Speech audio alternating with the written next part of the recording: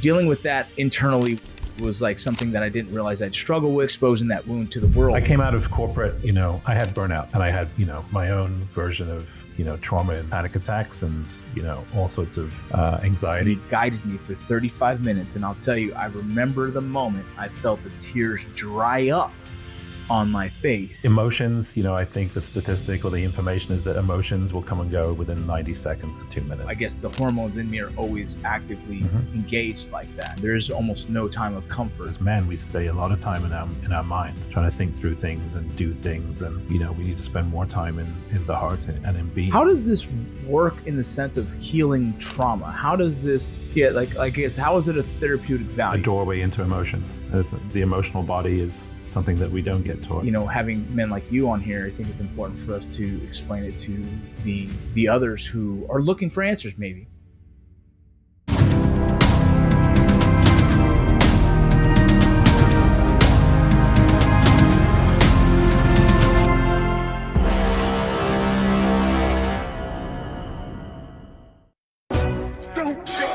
Welcome to the VinnyRoc podcast.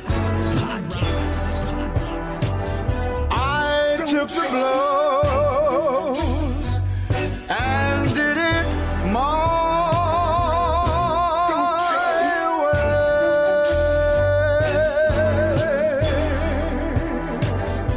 way. It's time. The VinnyRoc podcast.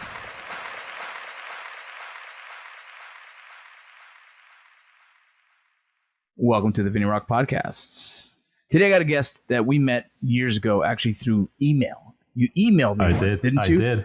You did. And I go through my emails right now. I'm behind about 3,000. I got to get to those. But it was one of those moments where, you said enough in the email that had me interested in what we can potentially work together on. And so here we are years later. We've tried to work on a few things, but now, we do have the men's retreat coming up in October, September that we'll be formally inviting you to that. And, and I thought it was time to get you on the podcast. Well, I'm honored. Steve, I'm honored, Vinny. It's great. I mean, I was kind of recollecting, like, where did I start this journey with you? And I had to go back into my mental archives and remember that it was actually a music video that you did with Matt Best. And it was that ditty that you recorded, Bitch I Operate, that one. Yeah. And it was Black Rifle Coffee and all that thing. And at the time I was with Microsoft working on small business, and veteran-owned small businesses were, an audience I wanted to reach. And I love Black Rifle Coffee, and I love what you were doing. So, and here we are. And then you jumped onto Mayans, which is a spin-off from one of my favorite shows, Sons of Anarchy. And so I was like, oh, this is meant to be. So we just continue the conversation and, the stuff that you're doing for veterans in terms of wellness and bringing guys back out of retirement, off the couch, and into participating in life. It's super important.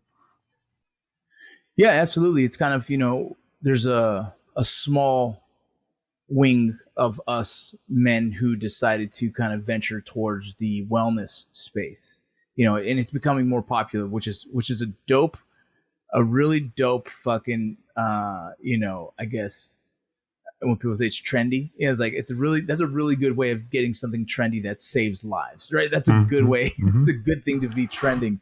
As well as, you have, the social influence is so powerful with social media. And I was telling someone 10 years ago, you probably didn't see anyone do cold plunges. And now anyone in the wellness space probably has some kind of cold therapy in their regimen. Yeah. For sure. And it's continued to evolve. And so you've evolved into this space. I've evolved in this space. And, I'm really interested in digging into some of the path that took you towards wellness and where it's taken you now into the breathing. Absolutely. And I don't formally know the name of that, but please enlighten us. It's the breathwork modality that I use is somatic breathwork. It was developed as a adjunct or an outshooting of holotropic breathwork, which was created by Stanislav Grof back in the day. And Stephen Jaggers and Fish Fisher, based out of Austin, they created an organization called Somatic Breathwork. And they've really sort of honed it down to a 60-minute experience, which helps reset the body. It's like taking a phone that's kind of a little bit out of date and scraping the apps that are not, useful anymore, updating the system, dropping yourself out of your mind and into your body, getting in touch with unprocessed expression or emotions that, just like animals in the wild, you get attacked by a lion and you'll notice that, the gazelle shake it off afterwards. Well, we don't shake it off in everyday life. And those hour-long journeys are an opportunity to be able to do that, to dive back in and process what we haven't processed yet. What was your journey like in finding this? Because most people probably listen to this podcast who have not ventured into wellness, have not ventured into breathing, meditations, all these things. There's a stigma behind it for some of the kind of the masculine men out there in the world that,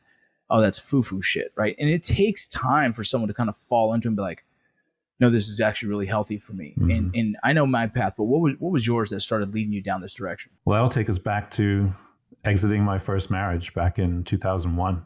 I was living in the Bay Area at the time, and one of the books I'd read was Way of the Peaceful Warrior by Dan Millman. And I went on my first retreat, with Dan.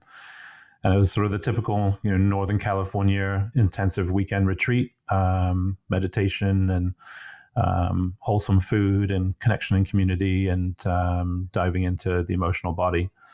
But coming out of the marriage, a good friend of mine, Kurt, said he'd just done a transformational workshop, intensive retreat for a weekend. And he knew that I was going through a tough time. I had kind of abruptly had come to the end of my tether with that marriage and exited.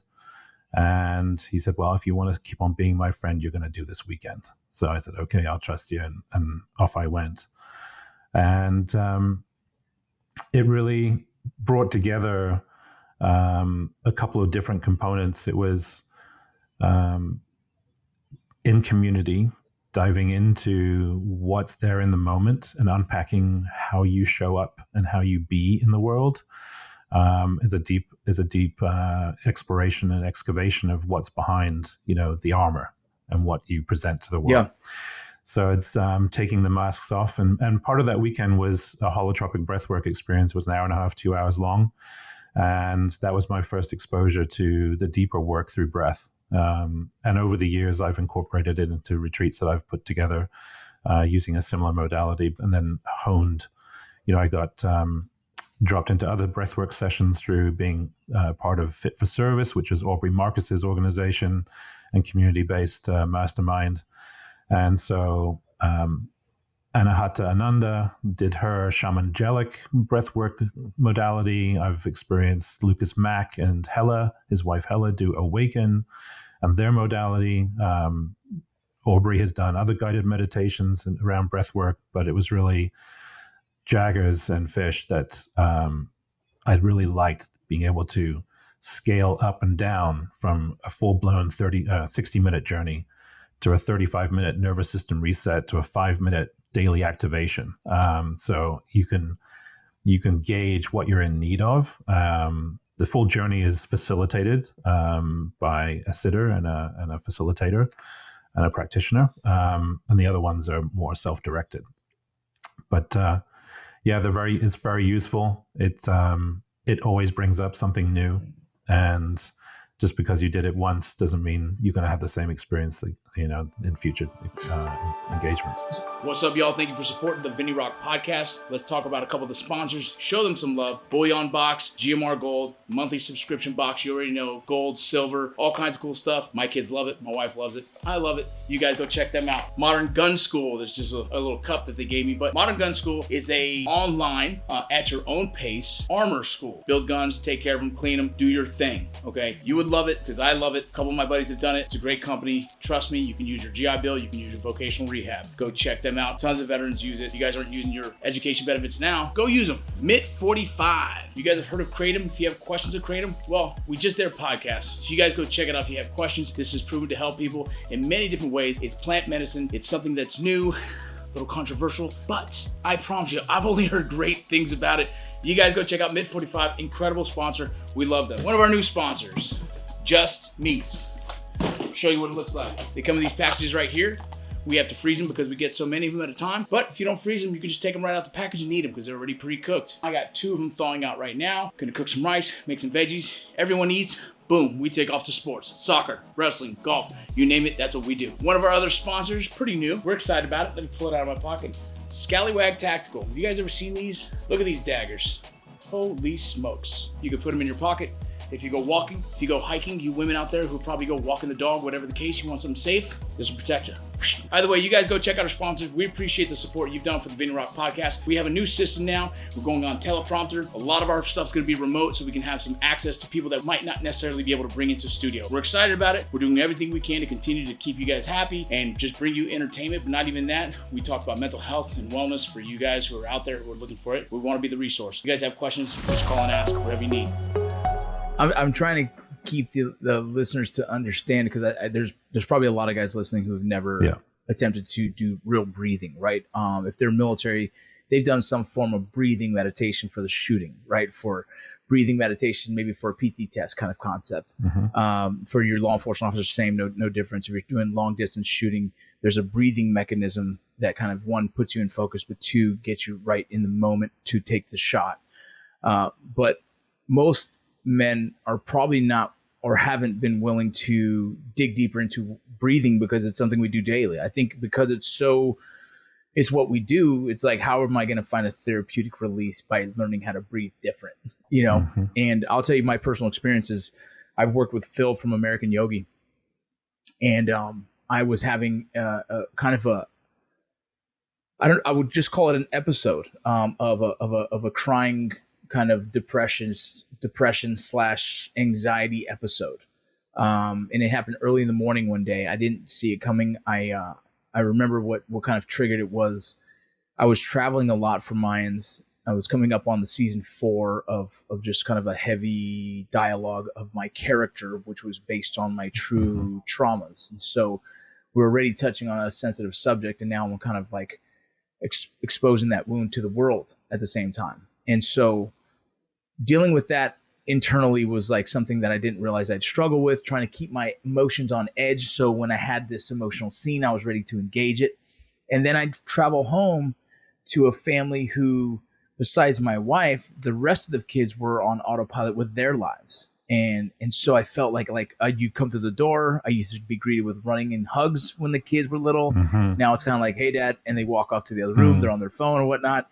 And so it was this really kind of like, it felt like an existential crisis. Like, oh my God, like nobody loves me. And like, and it was really hard moment. So, and then one morning, I text my wife or every morning she kind of text me good morning. And that morning she did it. And then I'm like, oh, now it's her. You know what I mean? It was just like, so like everything was just, I was very super emotional and touchy because I was prepping for some scenes that were coming up for Mayans.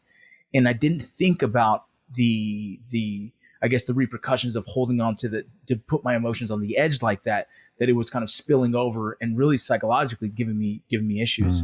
And so when she didn't give me that text that morning, I was like, fuck. And in which I would say I cry for like emotional movies and like father-daughter fucking sad shit and like all that stuff. Like I cry for that stuff all the time, but this was a different cry. This was a really pain, depression cry, so much so that I almost had to pull over because I felt like I couldn't control the crying.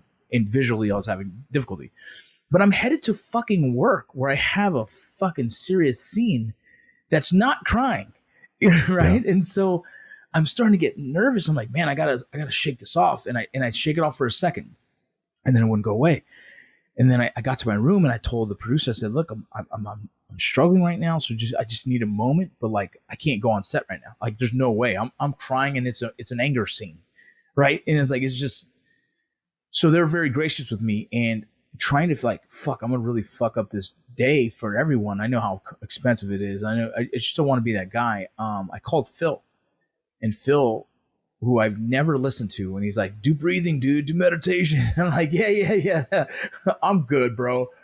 I actually got through to him and he walked me through about a 35-minute session of breathing that I was so backed into a wall at that moment. I finally said, okay, let's do it. And I put the phone on speaker, and he guided me for 35 minutes. And I'll tell you, I remember the moment I felt the tears dry up on my face, and I didn't feel this like impending doom and depression anymore. I just felt like relieved. Yeah. And I said, bro, I gotta go because they're waiting for me on set, but we need to talk about this shit because it was real. And that is when I realized how valuable breath work can be. That was my moment of like, oh shit, this is real. It's not, it's not people just talking. It really works. And that was my moment of knowing that's why I wanted to have you on here to kind of better explain why this breathing even works and what it can do for people. Yeah. It's, well, you mentioned it before, which is that you were just trying to put it to the side, right? To stuff it down. And I'm a good stuffer, I keep a lot of stuff under lock, and emotions, I think the statistic or the information is that emotions will come and go within 90 seconds to 2 minutes. You're in it, and it's an allowing. It's the process of allowing it to come up and through and out and be expressed. And so whatever is there underneath, the tears and we could go into exploring, well, what was behind the anger? You knew you had to do a scene where anger had to come out. But yeah. 9 times out of 10, when a man gets angry, the tears will flow right underneath because there's a huge well of sadness underneath it. And so maybe you were tapping directly into the sadness behind the anger. And so I don't know what the scene, I can't remember what the scene was, but what you were experiencing that time. Does that resonate? I don't know. I don't know. A lot of the Mayan stuff now is so jumbled. Yeah. I can't even tell you what scene it was because it was such a stressful moment of like the crying. But I remember that week I was doing the scene where they talked about in the kitchen. I don't know if you remember season 4, I believe it was, where me and the girl Ray were talking about the past, and she's like, how do you do it? How do you, how do you see all that stuff? And then she said something like, you don't think about that woman, and which was based on something serious for me. And like, that was like heavy. So I knew that was coming. And I think I was really on edge, nervous to hear my own story for the first time through someone else's mouth. And it fucked me up that day too. It had an effect on me because, what's funny is like a lot of people have these issues from combat, this and that. My biggest struggle, what I've come to learn, is the moral injury of war. GMR Gold Bouillon Box. Hey, I just got a new one in. Boom. This is a Mountain Dew bottle cap. Pretty sweet. Kind of exciting to see that. Put that here so it auto-focuses on it. Boom. On top of that, this is kind of cool. I was really excited about opening this right now. I just got these in the mail right now. Sweethearts. Some silver for that ass. Sorry, I don't know why I said that, but either way, I think the family will really enjoy this. It's something I'm going to give to either my daughter or my wife. I think it's pretty cool to see. It says my hero, bear hug, and soulmate. Really cool. This is some silver. I think it's actually a great idea and pretty badass. Pretty sweet. And then I got the box. I haven't opened it yet, so you guys will be the first one to join me as I crack this bad boy open. Where's my knife? There we go. I lose control. Distinguished package. It comes with those 2 items right there. And then it comes with several other... Oh, shit, this is dope. I'm working on something really cool with GMR Gold that I'm excited about. Silver, a few other little silver bars and gold bits. And one cool thing here, this is a Spider-Man silver. You tell me this ain't Spider-Man. This is Spider-Man to me. I think this is Spider-Man. Put those aside. You guys can go get your Bouillon box. It's a subscription-based model. You guys go check them out. Check out GMR Gold if you guys are just interested in buying, selling, or understanding the market, the value of gold and silver, precious metals. It's a trusted company. We really enjoy working with them. I've worked with them for many years, and so you guys can check them out. And the moral injury of you're going to go to combat. Like all these Army Rangers are prepared to engage on bad dudes. But it's crazy to see how people live lives over there. It's crazy to see how, like you almost question like, fuck, what are we doing here? And like all those little things that I harbored for so long because you're just kind of indoctrinated at a time. You're ready to go to war and fight for your brother to left and right of you. So that's probably the biggest thing in your mind because you're trained that way. But the human side of me was like trying to unpack it all at the same time. And I remember things that really bothered me. I remember, collateral deaths from just war, whether we're driving by and seeing it or just the whole atmosphere of that was like pretty heavy to see, and there was a couple engagements that, innocent bystander might have gotten hurt and you think, I guess I thought of it and I wouldn't admit it to anyone at the time because you're in an environment where you don't do that, Mm-hmm. And I think as I got older and I started raising my kids more and I started kind of like, I guess, allowing myself to become more human and not so much warrior machine. I was able to open up that side of me, which kind of left me a little vulnerable and not knowing how to manage it. And that's why doing the acting was like good for me, but also scary because I didn't understand I learned how to turn on emotion, but I didn't know how to turn it off. Mm-hmm. And, so I said the breathing became another tool of mine that not just helps me. I've taught my daughter who struggles with some depression. I've taught her the same thing. I was like, let me put, like, she was having a moment too. And I said, hey, breathe with me. And we started doing the breathing that Phil taught me. And, so that's why I guess, having men like you on here, I think it's important for us to explain it to the others who are looking for answers maybe, or maybe not. Maybe they find themselves in a moment just like that. And they're like breathing. And what I would love to see you make for me one day, Steve, would be a video where we can put on our own, like, the light diffuse pages so that if a brother of ours is struggling, they can go to that video and you walk them through breathing. You know what I mean? Something that we can record because I think to create that space for men is probably the best way it's going to be used without them having to call you and be like, hey, Steve, can you breathe with me? I'm down for that too. I'm down for that too. I mean, it's yeah, no, absolutely. But I think we have to almost in a way give them the opportunity to find it easier mm-hmm. before they get comfortable enough to be like, hey, Steve, here, it's, I have a built trust with Phil. And that's the only reason I decided to call Phil because I didn't know who else to call in that moment. Yeah. You know what I mean? Even calling my brother didn't feel right. You know what I mean? Calling my dad didn't feel right. Like I was lost. And so Phil, I knew had answers. And so I went to him, in which now I have you as well in my resource, in my network. That. I mean, there's lots of things we can do. I mean, that 10-minute, morning activation, just dropping into intuition and, getting into coherence and regulation, nervous system regulation is super easy practice on a daily basis. You do that every day? Pretty much. Yeah. And I came out of corporate, I had burnout and I had, my own version of, trauma in corporate and just a pressure cooker. And I've had panic attacks and, all sorts of anxiety around doing well and performing and being on point and knowing all the things. And it's been the better part of a year since I've exited corporate. And it's basically been, due to burnout and due to nervous system, basically panic attacks. I mean, it's awful. So and it's a process of getting into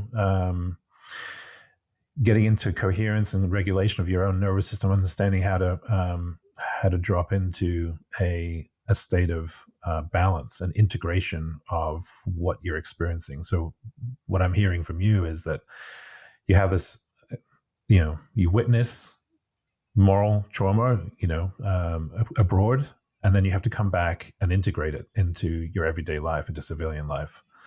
And it's the process of integration that I feel like is the work for us as men, and particularly veterans, have to do more of it because they've just seen extraordinary situations and have directly experienced or witnessed it. So yeah. Another sponsor of ours, Core Medical Group. This weekend coming up, I'm going to be going to the the Core Medical Veterans Appreciation weekend. I'm just going to go there to support.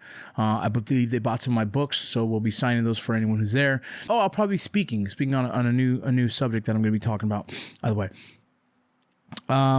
Modern Gun School. You guys already know who they are. If you guys are looking to use your GI Bill, use your Voc Rehab on something that is productive for yourself. If you like to build guns, if you want to learn how to build guns, you could be an armor at the comfort of your own home. Incredible company.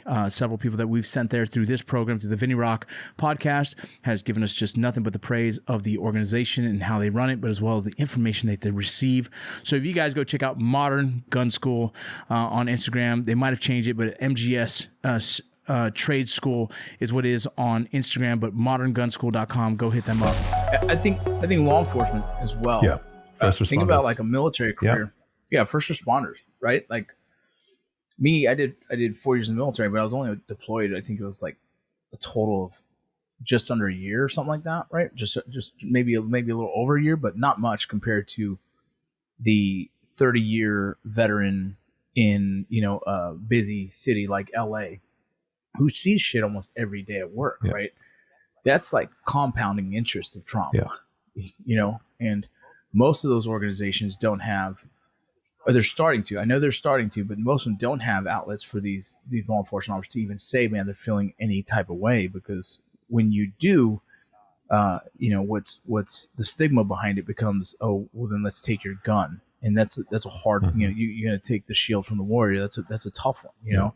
And I would say, my point of view is, I would say, actually, you want to put those individuals into these experiences to become more regulated. So when they have, they're faced with this, they're not at effect of their nervous system. So it's a practice that actually brings them into deeper alignment and be able to be in balance in those pressure situations. So that's the beauty of this kind of work, is that it puts you in touch with the two phases of a somatic breath work. The first 30 minutes is a heavy, aggressive pace. So you're activating the sympathetic nervous system, which is the fight-flight response. So it brings up those emotions and it brings up those experiences that haven't been processed, and you bring them up and through and give full permission for whatever needs to be expressed. And that can looking from everything from laughter to joy to deep sadness and anger. And then in the last 30 minutes, you get into the parasympathetic activation, which is about the rest and recovery, the rest and digest stage of the nervous system. So that is an opportunity to repattern. So we drop into topics like gratitude. What is your heart saying?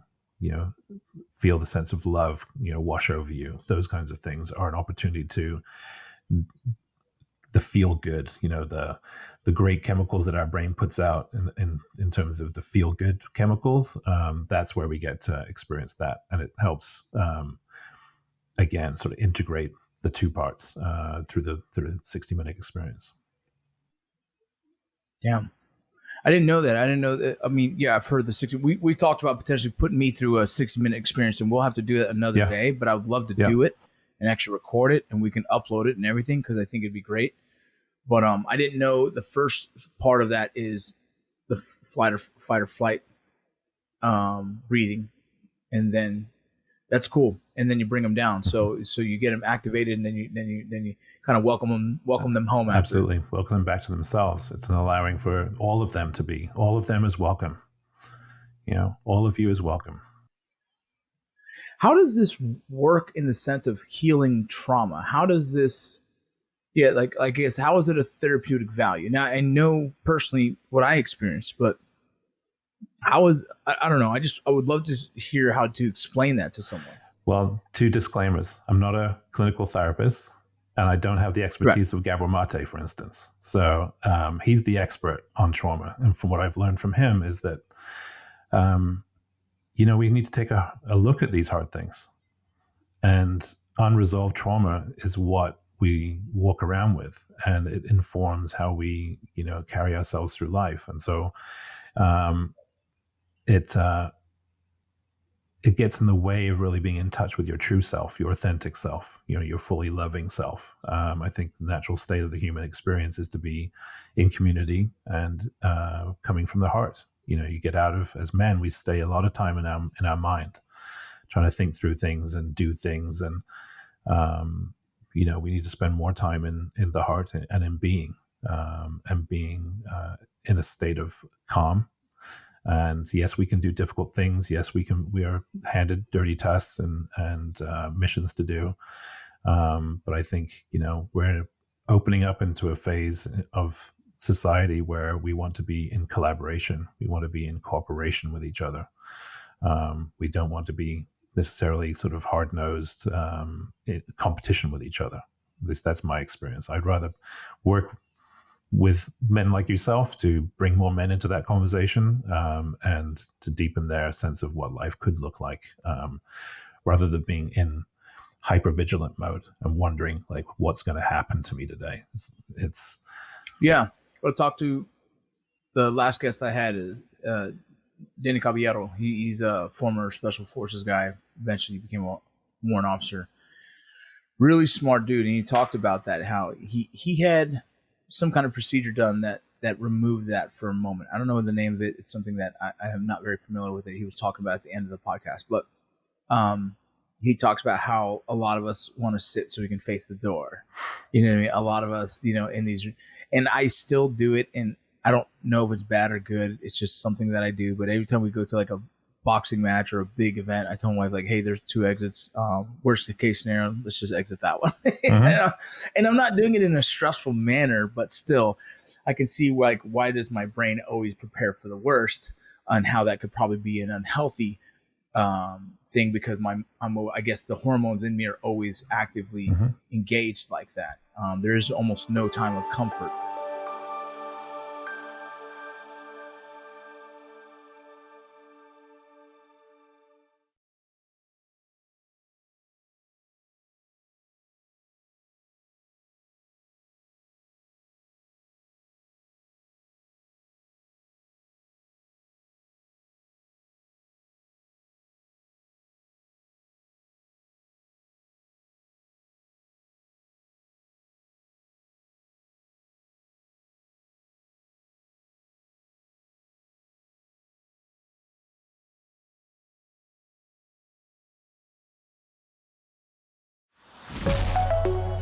But there's things I know I don't do anymore like I used to. Is I don't check the doors like I used to. I don't, lock, whatever.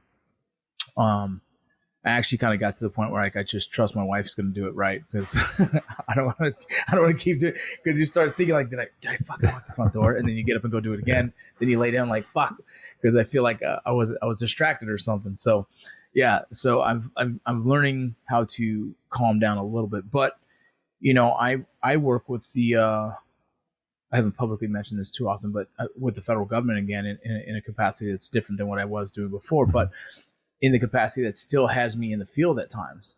And so now my head is back into training. So I've been going back to the gym, and I'm kind of training for like the worst case fucking scenario. And as much as part of it might be healthy for me to get in better shape, because maybe it's the motivator, I have noticed I get a lot more bad dreams because I think I'm anticipating a rescue or an event. And so, I think there's obviously work there that needs to be done to heal some of that. Yeah. Well, as the saying goes, what you dwell on, you dwell in. So if you're having to, review all contingencies of a scenario, then the subconscious is going to bring that up in dream time. So it's no surprise. But I think it's a difference between being don't want to use the word obsessed, but preoccupied, with the exits and where you sit and this, that, and the other, versus being prepared.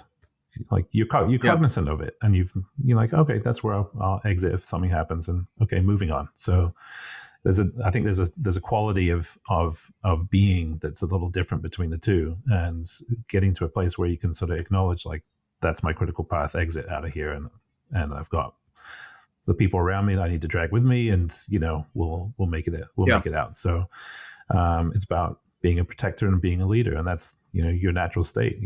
Drill sergeant, background in Ranger school, it's no surprise that's your mindset, Yep. And it's, I think, more men could, use that sort of quality a little bit into their life as well. So it's, I tell my son all the time, like, you're soft, bro. And that's my fault.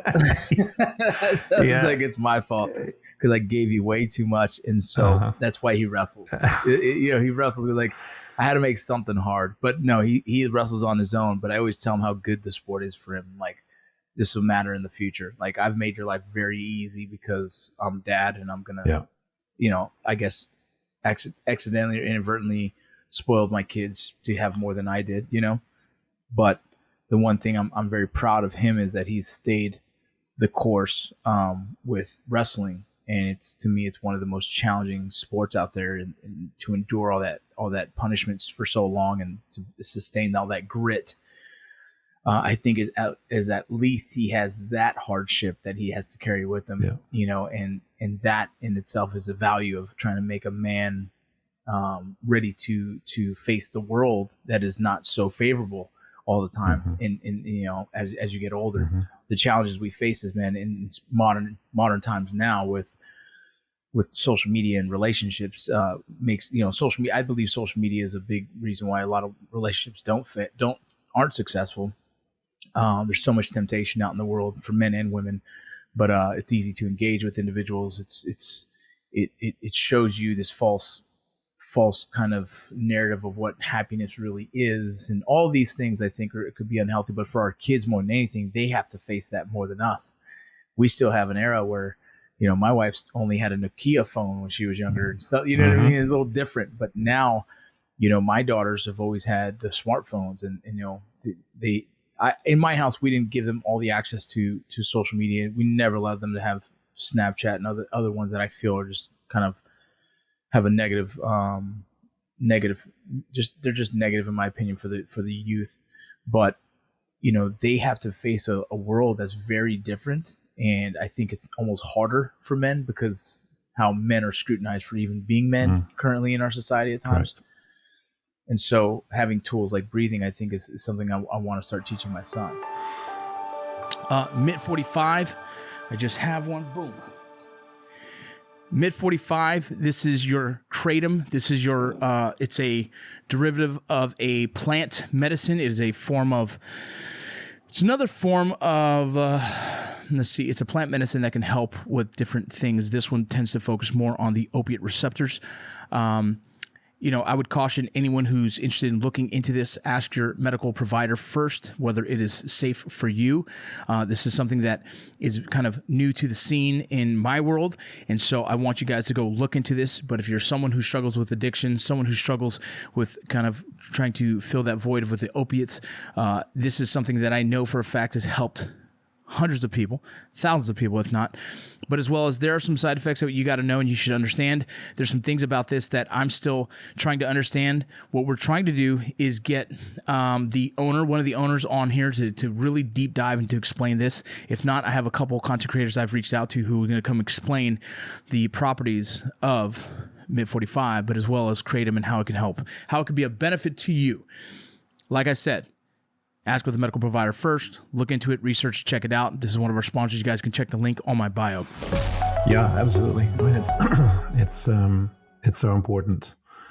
Again, it's a doorway into emotions. The emotional body is something that we don't get taught. I was a lot of formative years were spent at a British boarding school. The headmaster was a former English army captain, so it was very regimented, very little time. I had a lot of homesickness the last year I was there. My parents moved to the States, and I was over in the UK by myself. So a lot of homesickness and a lot of teary conversations from my grandmother's couch in London whilst they were here in the States. But, and I'm just, I'm a big-hearted, feeling kind of individual, and it's actually come in handy in terms of connecting with people and building relationships. And coming out of public relations and media relations, analyst relations, you have to build connection with people. And transactional relationships are just that. They're transactional. Yeah. And I'm more about building a personal connection. And that's where sort of my path has led me into community-based experiences like Fit for Service, like doing retreat weekends, and diving into the deeper issues and bringing guys through, understanding what their father wound looks like, or what their mother wound looks like, or just the stuff that they've had to experience as a kid, and trying to help them get a gauge on how to reparent themselves, and a deeper sense of capacity for self-love. I mean, I think you've had your own journey around self-love and understanding where things can be in your hands to be able to create a life that you want, which has got a quality of forgiveness and acceptance and ability as well. Positive self-talk, right? Like that.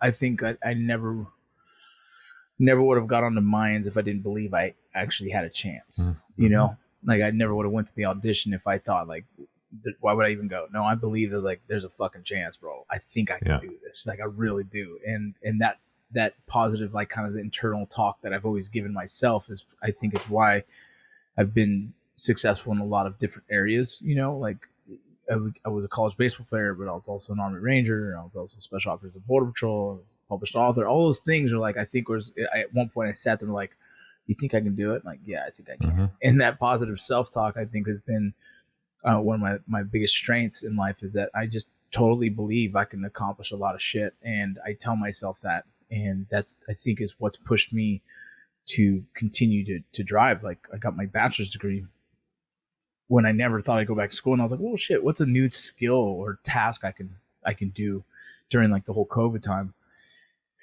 And if it wasn't, I believe and I might have a very loud internal voice telling me shit all day long, but at least a lot of it is positive. Mm-hmm, mm-hmm. Yeah. I mean, one of the adages I use is faith over fear, right? So, and we hear the phrase, I'll believe it when I see it, Yeah.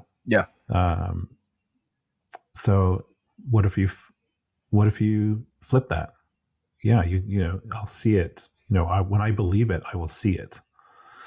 It's the belief first, it's the feeling first, and then things will, snap to the feeling that you have. So create the vibe and the vibration inside you, and your world around you will be able to meet you there. So it's flipping the script a little bit for guys to get their heads around that. Yeah. Why is it so hard for men these days? Oh, that's a whole nother episode, mate. I know. I mean, there's the pitfalls and the things that we have to consider, the political correctness, the worry about how things will be perceived. It's just all of it. Yeah, in my men's group, I'm no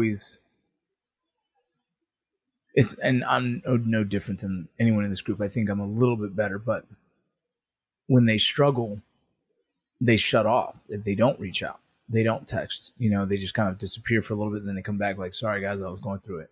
And it's like, well, why didn't you call? Mm-hmm. Well, it's because what's instilled in us for so many years or so long is that we don't want to be a burden to anyone else. Isolation. Yeah.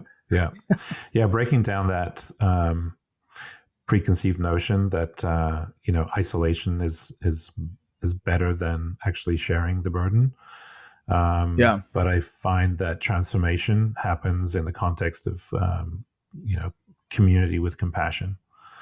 So being witnessed in a moment of vulnerability actually helps you process and express what's there and be able to get beyond it. And when you're in your own fishbowl and you're taking a look at life, you only get one perspective, which is from the inside of the fishbowl out. But is that reality? And when you invite other eyes to bear witness on you as to what you're going through, and you're open, you open your heart to input and reflection from the heart, and be able to consider that, try it on, see what fits, take what fits, and leave everything else behind. It's the opportunity to be able to go through that conversation and dialogue with another man. We said, let's try to do something to help our veterans out, to feel good and get their bodies running optimal and get their minds off the past and bring them into the society we live in again, because they come back over here and sometimes society is not the greatest spot for them. The clinical benefits of functional medicine and core medical are real simple. It's going to take a man that's gone through traumatic stress or injury or is in a real rut and bring them back to when they had full-blown excitement, energy, drive like they did when they were in their 20s. It's that simple. Department of Defense does not have the resources as we do at Core Medical to really get down and help to treat these gentlemen, and seeing how good they felt after we got their bodies feeling good in the gym and the training and their minds right. To me, that's what it's all about. That's what makes me smile. And, you know, I think men's circles, they have their place. I mean, we used to have, you know, there used to be clubs, you know, coming out of London and the UK culture, you know, the men's clubs and whatnot. Those were places that my grandfather, you know, had the cricket club, and he would go down there with his buddies, and I would tag along with him, and you know, they have a couple of beers and they talk about the cricket scores and whatnot, and you know, you get to witness how guys be with guys, and to be able to stand with them and next to them, and to do that around the circle, around a fire outside. It's a pretty special place to be, because it's kind of a rare experience to be able to cultivate that and generate that space these days. Yeah, I'm excited for when my sons get old enough to be around some of my military friends, and kind of see the banter, you know, see the BS. I'll have friends call sometimes and it's on speaker and my son's in the car, and one guy said something the other day and I was just laughing like, yeah. And my son looked at me and I'm like, it's all good, dude. You know, and you know, and just military dudes haven't seen each other in a while. It's just sometimes it becomes a little shit talking session of just kind of breaking the ice and communication again. And it's all good, man. But there's something to be, you know, there's something special about, you know, finding that group where you feel comfortable and to be yourself a little bit. And it's funny though, in the same conversation, I felt like my circle has changed as I've kind of grown into what I feel is best and healthiest for me.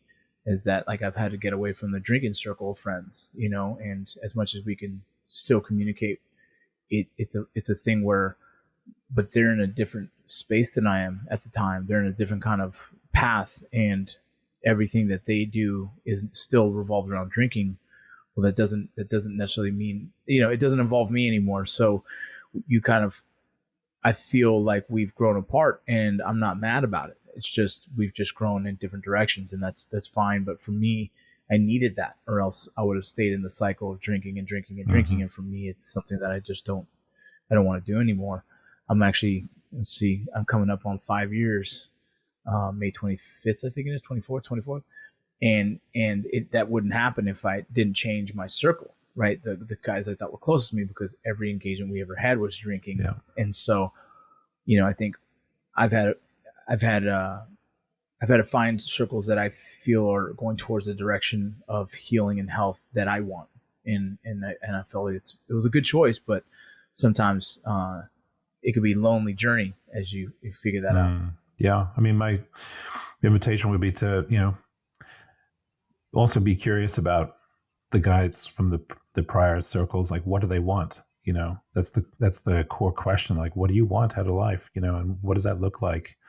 And to be that reflection, to be that lighthouse out in front and saying, you know, more of what you want is here in this space than it is in what you're doing right now. And, you know, still love them, still accept them, and, but know what you want to create in your world, and be able to be a stand for that. It's challenging sometimes. The hard thing with me is that there is no anonymity in my world anymore. You know what I mean? People know my life. People have never met me know my kids' names, you know, and they definitely see my highlight reel that I show on social media. But from what they show on social media, it's pretty open. So I think a lot of people have seen me go through a lot of changes. I get a lot of comments like, man, from when I first saw you to now, you you've gone a long way, and it's interesting. I think by example, I just live my life in a way that I believe is, follows my core ethics, the God, family, country, essentially. And just by the social influence part, I think I've been able to inspire, motivate, entertain a lot of people, and that's been cool, but a lot of those people I don't know. They're supporters of everything I do, yet personally don't have a deeper relationship with anyone, and so it becomes a very interesting space of like, I'm not very close with some of my close friends because life is busy and we just kind of got on different paths. But then the other side is like, shit, I talk to this fucking fan more than I talk to anybody. I mean? So I've built strong relationships off of fans who have just been very consistent and supportive. So it's a dynamic, like I said before, that our kids will have to manage, where the kind of the online relationships through streaming and stuff like that people have. And I just find it's something that's so new that I'm still dissecting, like what that even is. Like I said, I can go to a city and have dinner with a fan that have a greatest conversation. And it's like, man, that was a really good conversation with someone I've never met until this moment. Right. But I know they're, in a sense, good people because we communicate often through social media. You know what I mean? Yeah. Or they were a former cop, or they're a former veteran, so they've lived similar lifestyles, and they're sober now. Then it's like, oh shit, well, this guy's kind of in the same, I guess, in the same spectrum of where I'm at in my phase, Yeah, we all learn from each other, and you find places that you have resonance and coherence, and you amplify that. And again, it comes back to that vibration, right? So it's you are the vibe, and you put the positivity out in the world, and people come around you and want to have interactions with you and be able to build those relationships. So it's lighthouse mode, not trying to drag people along on the journey with you. It's shine your light, shine your love. I don't know if you know this, but I love lighthouses. Like I have a necklace with a lighthouse and I got it tattooed on my shin. Yes. I didn't know that. A lighthouse for me is a symbol. One of my companies actually that owns this, all the podcast side of things and the marketing that we do, is called Lighthouse Endeavors. And so you're saying that you're speaking my language right now. I'm like, oh, okay. Beautiful. That's great. It's a big symbol. I mean, it's an important symbol. So it represents what you stand for and what a lot of other guys stand for too. Absolutely.